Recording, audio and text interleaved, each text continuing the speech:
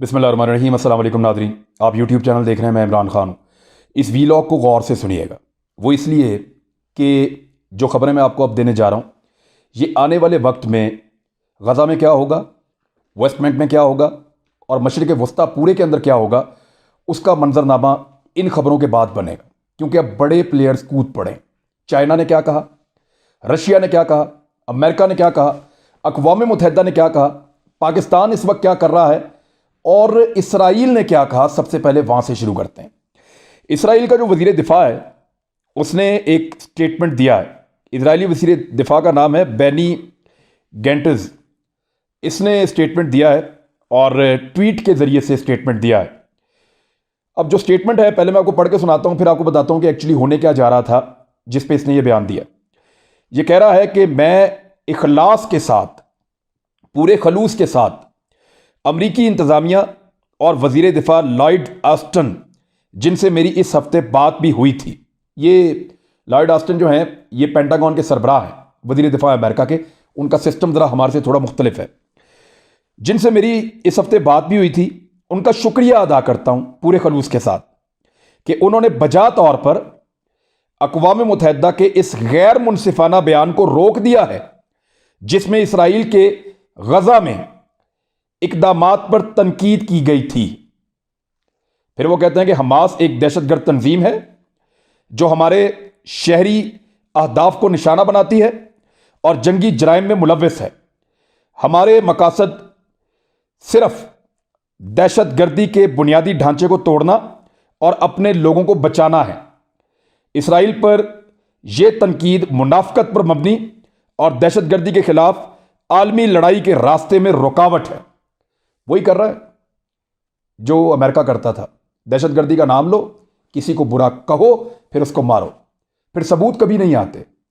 Iraq के अंदर ये कह रहे थे कि कीमियाई हथियार हैं, आज तक नहीं मिले, माफ़ी भी नहीं मांगी। अफगानिस्तान के इन्होंने बड़े एलिगेशंस लगाए, आज तक कोई साबित नहीं हुआ, माफ़ी भी नहीं मांगी। पाकिस्तान पे, लीबिया पे, सब पे इल्ज़ामात लगाए, अटैक किया, तबाह बर्बाद कर दिया, माफ़ी भी नहीं मांगी। यही तरीका वारदात है इसराइल का। अब हुआ क्या है कि अक़वाम मुत्तहिदा में तीसरी मरतबा एक स्टेटमेंट बनाया गया और तीसरी मरतबा उस स्टेटमेंट का जो मुसव्वदा है, यानी पहले उन्होंने एक बनाया, अमेरिका ने मुस्तरद कर दिया, नहीं जी ये नहीं, ये बयान नहीं जाएगा अक़वाम मुत्तहिदा का। दोबारा बनाया, ये भी बयान नहीं जाएगा अक़वाम मुत्तहिदा का। तीसरा बयान उन्होंने बनाया जो कदरे नरम था, वो भी अमेरिका ने मुस्तरद कर दिया है, जिस पे इसराइल उसका शुक्रिया अदा कर रहा है। अब वो बयान क्या है? इस बयान के अंदर यह था कि तशद्दुद में कमी पर जोर दिया गया था। सादा मैं आपको बता रहा हूं। और गजा में इंसानी जानों के ज़िया और एक हफ्ते से ज्यादा के अरसे में तशद्दुद के वाकयात में शदीद जख्मी लोगों के होने के ऊपर तशवीश का इजहार किया गया था। अब यह जंगबंदी के हक में अक़वाम मुत्तहिदा का बयान रुकवाने पर अमरीका के शुक्रगुजार हैं। यह है जी हेडलाइन इसराइली अखबारात की और यूरोपीय अखबारात की और अमेरिका के अंदर भी, कि जंगबंदी के हक में, यानी जंगबंदी रोकने के लिए अक़वाम मुत्तहिदा का जो बयान आने वाला था, उसको रुकवाने पर हम अमरीका के शुक्रगुजार हैं। और अमेरिका रोज क्या कहता है कि हम जंगबंदी के लिए कोशिश कर रहे हैं, और अक़वाम मुत्तहिदा को जंगबंदी का बयान देने से रोकता है। खुद कहते हैं हम जंगबंदी की कोशिश कर रहे हैं और अक़वाम मुत्तहिदा को रोकते हैं कि आप जंगबंदी के ऊपर बयान भी ना दें। इसराइली वज़ीर दिफा ने यह बयान जारी किया है, गजा में फौरी जंगबंदी का गैर मुनसिफाना बयान रुकवाने पर अमरीका के शुक्रगुजार हैं। अब यह तीसरी मरतबा किया है जो बाइडन इंतजामिया ने। अब वो इसको करार दे रहे गैर मुनसिफाना बयान, कि फौरी जंगबंदी गैर मुनसिफाना है। इंसाफ तो यह होगा कि हमें अच्छी तरह फलस्तीनियों को मारने दो, इनके बच्चों का कत्लेआम करने दो। जब ये हजारों की तादाद में मर जाए, जब इनके सारे घर तबाह हो जाएं, जब ये बर्बाद हो जाएं और 10 साल तक इनकी कमर सीधी ना हो, ये इस काबिल हो जाएं, तो उसके बाद आप ऐसा बयान दें तो मुनसिफाना होगा। ये कहां का इंसाफ है? कौन इसको इंसाफ मानता है? सेल्फ डिफेंस के नाम के ऊपर आपने बर्बाद करके रख दिया एक पूरी गुंजान आबाद, एक बहुत बड़ी आबादी को, सिर्फ इस गुनाह में कि वो मुसलमान है, सिर्फ इस गुनाह में वो अपना हक मांगते हैं, वो मस्जिद अक्सा का तकद्दुस चाहते हैं, वो अपनी इबादत करना चाहते हैं आज़ादी के साथ। तो इसराइल का जो असल मसला है वो ये है कि अगर ये लोग खड़े हो गए और कल को बाकी मुसलमान इनके साथ मिले, तो वो जो ग्रेटर इसराइल का ख्वाब देख रहा है वो कभी पूरा नहीं हो पाएगा। अब एक नई सूरत पैदा हो गई है। अमेरिका को आपने देखा वो पूरा साथ दे रहा है, 100% पूरा साथ दे रहा है इसराइल का। धोखा दुनिया को यह दे रहा है कि मैं अमन लाना चाहता हूं, जंग रुकवाना चाहता हूं। बयान भी देता है कि यार रोके, रॉकेट भी रोके, वो भी रोके, बंद हो जाए। लेकिन अक़वाम मुत्तहिदा को जंग रोकने का एक स्टेटमेंट देने से रोकता है। कहता है जी कि स्टेटमेंट नहीं देने दूंगा।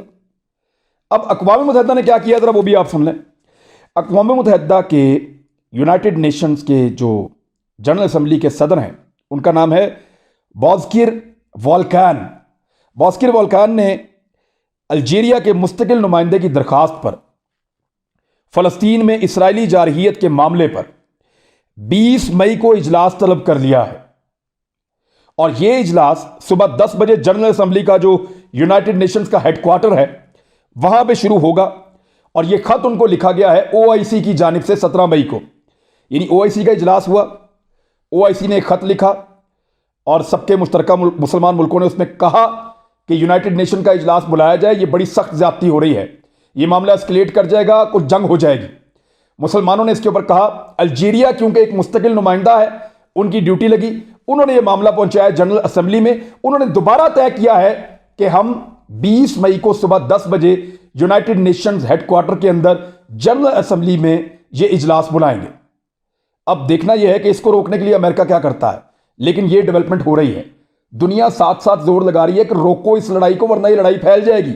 और यह लड़ाई फैलने वाली है, उसकी खबरें मैं आपको अभी देता हूं। लेकिन पहले पाकिस्तान क्या कर रहा है। शाह महमूद कुरैशी साहब पहुंचे हैं जी तुर्की में। तुर्की का और पाकिस्तान का रोल बहुत इंपॉर्टेंट है। वो इसलिए नहीं कि वो मुसलमान मुल्कों को इकट्ठा कर पाएंगे, ये तो नहीं हो पाएगा। यानी अरब ममालिक मुझे नहीं लगता किसी जंग में जाएंगे तब तक जब तक कि उनको पूरा यकीन नहीं होगा कि उनको कुछ नहीं होगा। वो जंग के लिए कोई कुर्बानी देने के लिए तैयार नहीं है, ना उनका ऐसा मूड लगता है। लेकिन पाकिस्तान और तुर्की ये जरूर कर लिया कि वो दो नए स्टेक होल्डर्स को बीच में ले आए।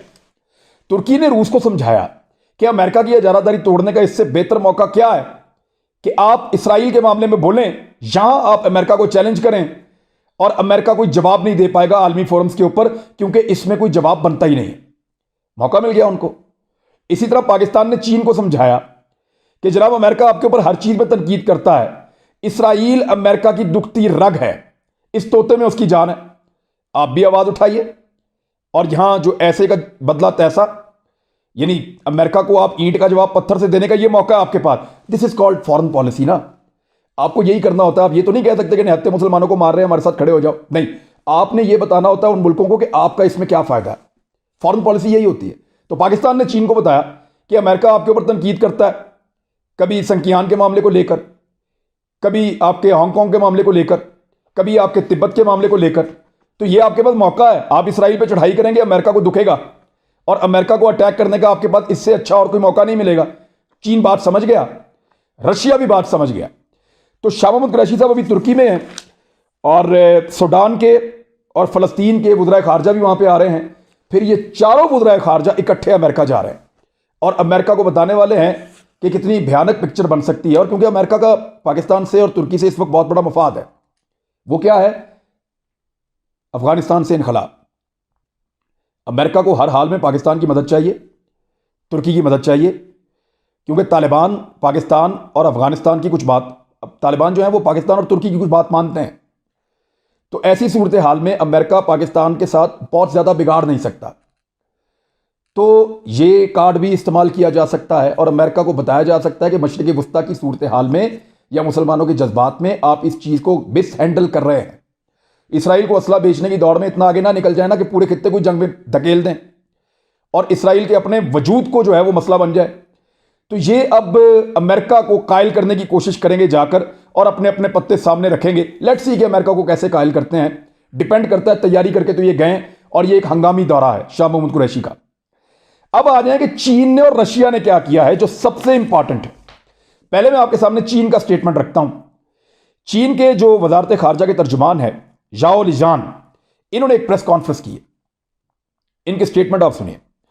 इन्होंने नंबर 1 ये कहा कि इसराइल मुसलमानों के खिलाफ तशद्दुद और धमकियों का सिलसिला बंद करे। नंबर 2, इसराइल और फलस्तीन में 2014 के बाद से अब तक का सबसे बड़ा तनाज़ा पैदा हो चुका है। नंबर 3, इस मसले के हल के लिए अमेरिका को अपनी जिम्मेदारियां निभानी चाहिए।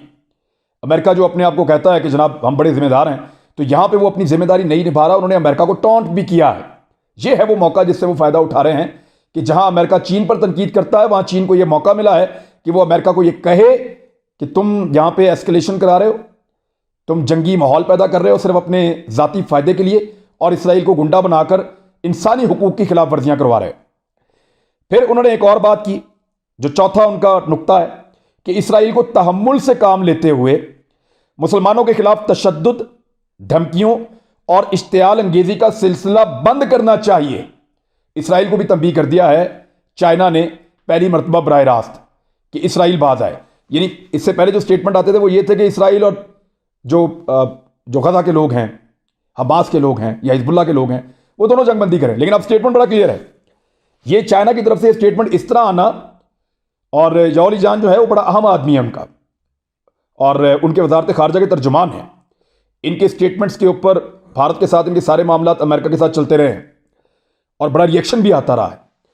तो उन्होंने ये कहा कि इसराइल को तहम्मुल से काम लेते हुए मुसलमानों के खिलाफ तशद्दुद, धमकियों और इश्तियाल अंगेजी का सिलसिला बंद करना चाहिए।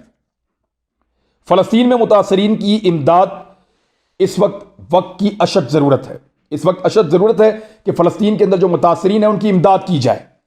ये उन्होंने मुतालबा किया आलमी बरादरी से, और फिर कहा कि इंसानी हमदर्दी के तहत तमाम ममालिक मिलकर फ़लस्तीनी अवाम का दिल खोल कर उनकी इमदाद करें और उनके दुखों का मदावा करें। यानी उन्होंने इस बात को रजिस्टर्ड किया चाइना ने पहली मरतबा कि इसराइल ज़्यादती कर रहा है, वो ज़्यादती बंद करे। और दूसरी बात उन्होंने ये की कि फ़लस्तीनियों को मार पड़ी, उनके साथ जुल्म हो रहा है, वो मजलूम है, उनके दुखों का मुदावा करने के लिए पूरी दुनिया सामने आए। तो बड़ा इंपॉर्टेंट है कि चाइना ने एक पोजीशन ले ली है। इतना बड़ा मुल्क है, दुनिया का दूसरा सबसे ताकतवर मुल्क है, दुनिया की तीसरी सबसे ताकतवर फौज है, फौज की तादाद के लिहाज से देखें दुनिया की सबसे बड़ी फौज है। और अगर क्योंकि चाइना अपना डाटा छुपाता है तो कुछ डाटा के मुताबिक उसकी फौज सबसे तगड़ी फौज भी कही जाती है, और दुनिया में सबसे ज्यादा मैन पावर भी उनकी फौज के पास है। और अमेरिका के साथ उनके जो छोटे मोटे पंगे हुए हैं, अमेरिका को प्रॉब्लम फेस करना पड़ा है। वो चीन अब एक पोजीशन ले चुका है पाकिस्तान की सफारतकारी के नतीजे में, क्योंकि कोई और मुल्क चाइना को क्या समझाएगा? आपको लगता है कोई अरब मुल्क समझाएगा? तुर्की समझाएगा? ईरान समझाएगा? पाकिस्तान और चाइना के लिंक्स हैं।